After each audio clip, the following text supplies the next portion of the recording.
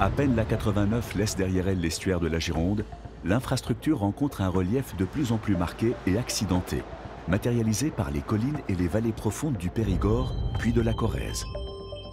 Le tracé va alors exiger d'imaginer et mettre en œuvre des ouvrages d'art toujours plus imposants et vertigineux.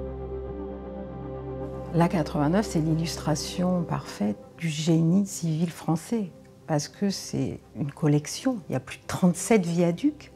Ils sont tous une architecture différente, une implantation différente, ils répondent à des objectifs différents. C'est un relief assez marqué, même si ça ne monte pas très très haut, et donc ça a nécessité des ouvrages importants.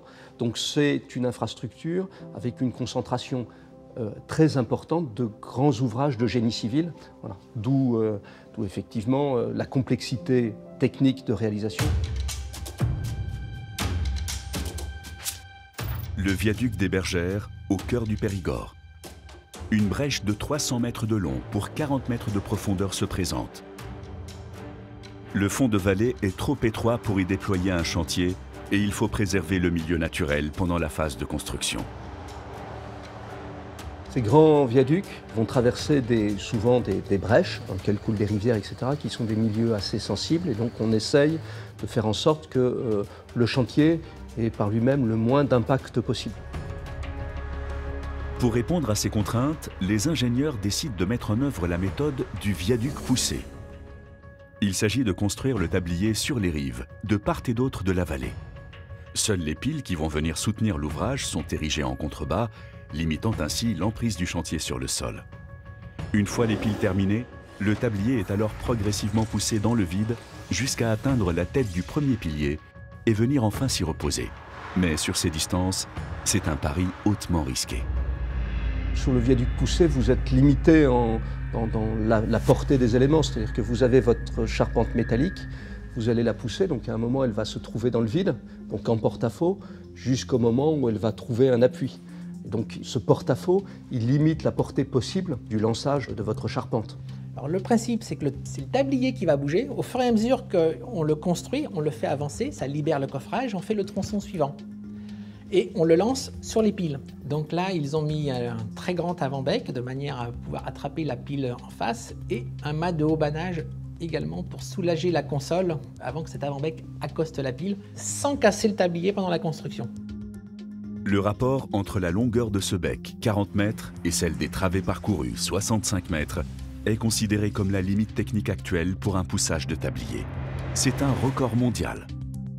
À l'époque, le viaduc des Bergères a été un record de poussage, parce qu'en fait, c'était une travée de 66 mètres et c'était assez exceptionnel.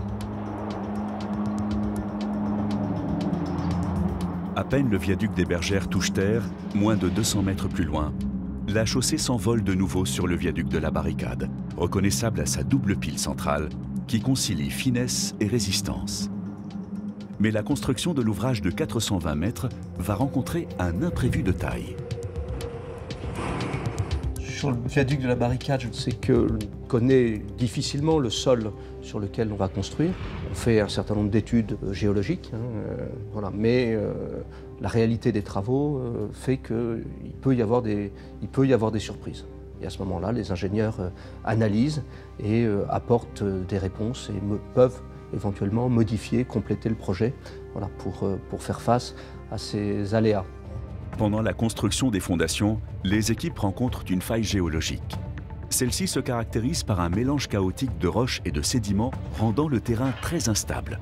Les travaux doivent être stoppés. Il faut purger le terrain. Puis les ingénieurs décident de quadrupler les fondations de l'ouvrage. Initialement creusées de 4 à 6 mètres, elles seront portées de 10 à 22 mètres pour assurer la stabilité et la sécurité de la structure. On sait au départ que la géologie est complexe, donc vous savez qu'il peut y avoir des failles à tel endroit, etc. Mais c'est quand vous y êtes confronté que vous en prenez la mesure réelle, parfois avec des bonnes surprises. La faille est moins importante que ce que vous imaginiez, ou parfois, au contraire, des difficultés complémentaires. Longue de 550 km, l'A89 est la première et la seule autoroute à desservir la France de manière transversale et en passant par son cœur. Elle met Lyon à 5h30 de Bordeaux. Plus rapide que le train, elle rend obsolètes les liaisons aériennes entre les deux métropoles. Kilomètre après kilomètre, les difficultés sont autant de défis à relever pour les ingénieurs, maîtres d'ouvrage et architectes. Et chaque nouvelle contrainte est une nouvelle opportunité d'inventer, concevoir et repousser les limites de l'ingénierie. Sur un site aussi remarquable que les volcans d'Auvergne, comment faire passer une chaussée de 2 fois 2 voies de 20 mètres de large au-dessus d'une vallée encaissée et profonde, sans impacter la rivière protégée qui coule 150 mètres plus bas et sans défigurer ni même obturer le panorama exceptionnel qu'offre la chaîne des volcans d'Auvergne et du Puy-de-Dôme. Ce sont autant de problématiques auxquelles répond le viaduc de la Sioule, un géant qui frise le kilomètre pour une altitude de 135 mètres. Il faut intégrer toutes les données, y compris celles qui concernent le paysage, l'environnement de manière générale. C'est l'intégration de toutes ces données qui fait que le projet sera réussi ou pas.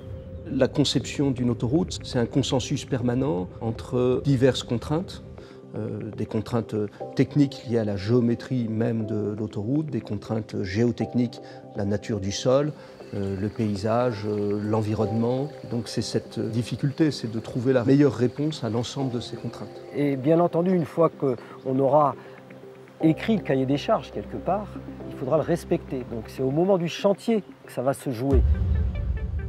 Les options retenues sont la technique par encorbellement successif pour limiter l'impact lors de la construction et des piles à double voilage pour limiter l'impact visuel de l'ouvrage. L'occasion pour les constructeurs d'établir de nouveaux records. La particularité de ce viaduc, c'est qu'il a des très grandes portées. En fait, à l'époque, quand il a été construit, c'était le record de France des ponts d'encorbellement, avec 192,50 mètres. Il a assez peu de piles, et les grandes piles, qui font jusqu'à 130 mètres de haut, sont doubles de manière à ajourer et ne pas remplir la vallée. Le but, c'était qu'il soit le plus transparent possible. À l'échelle qu'il a, il paraît léger, alors qu'il est monumental dans tous ses aspects. Pour ériger un tel monument sans impacter le milieu, les équipes ont d'abord édifié les piliers avant de démarrer la construction du tablier. Depuis leur sommet, celui-ci est directement lancé et assemblé dans le vide. La construction avance par éléments successifs. Chaque segment est construit en prenant appui sur le précédent. Les équipes travaillent depuis des nacelles suspendues, appelées équipage mobile.